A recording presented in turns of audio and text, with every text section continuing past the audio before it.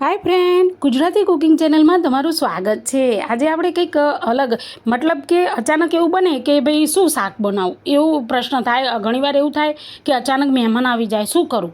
તો આપણે પહેલાં તેલ મૂકી દેવાનું છે અને આ રીતે વરિયાળી, તજનો એક ટુકડો, પછી રાઈ અને જીરું આ રીતે એડ કરી દેવાનું। થોડી હિંગ બી એડ કરી દેવાની છે અને આ રીતે કટ કરી લેવાના છે। બટેકાને સારી રીતે ફટાફટ ધોઈ દેવાના છે। આ રીતે એટલા માટે કે અંદર પાણી ના રહે, ફટાફટ વોશ થઈ જાય અને પછી વઘાર કરી દેવાનો અને આ બધું એડ કરી અને પછી આપણે સરસ મજાના બટેકા નાખી દઈશું અંદર। પછી ઘણીવાર એવું થાય કે ભાઈ શાક બની ગયું ને મહેમાન આવે, શું કરું?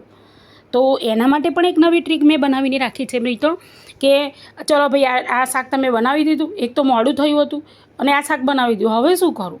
તો મહેમાન આવી ગયા તો બિલકુલ ગભરાવાની જરૂર નથી। આ ટ્રીક અપનાવી લેજો તો મહેમાન પણ ખુશ થઈ જશે। તો આપણે પહેલાં શાક બનાવી લઈએ।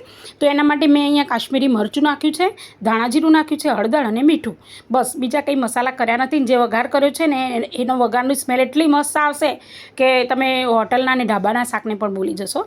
તો આ રીતે સરસ મજાનું હલાવી લેવાનું છે। આ બધી પ્રોસેસ આપણે ધીમા તાપે કરવાની છે। આટલા સરસ વિડીયો બનાવું છું, કોઈ લાઇક શેર કે સબસ્ક્રાઈબ નથી કરતું, પ્લીઝ સબસ્ક્રાઈબ કરો।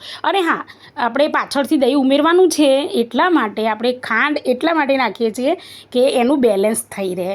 તો આ રીતે હલાવી અને ફક્ત 2 સીટી મારી દેવાની છે। આ રીતે ફક્ત 2 સીટી જ મારી દઈશું અને શાક બનીને ફર્સ્ટ ક્લાસ તૈયાર થઈ ગયું। અરે વાહ, કેટલું સરસ શાક છે! તમે જુઓ, એનો કલર જોઈને જ તમને ખબર પડી જાય છે। તો આવી રીતે સારી રીતે હલાવી લેવાનું છે। આટલા સરસ વિડીયો બનાવું છું, પ્લીઝ સબસ્ક્રાઈબ તો કરો અને મને કોમેન્ટમાં જણાવો કે તમને મારા વિડીયો કેવા લાગે છે, તમે ક્યાંથી જોઈ રહ્યા। હવે શાક બની ગયું છે ને, તો હવે કઈ ટ્રીક છે કે મહેમાન આવી ગયા, હવે શું કરું? તો ઘરમાં દહીં પડ્યું હોય ને તો આ શાક ગરમ કરવાનું, સહેજ નવ શેકવું હોય ને એટલે અંદર દહીં નાખી અને સરસ મજાનું હલાવી લેવાનું।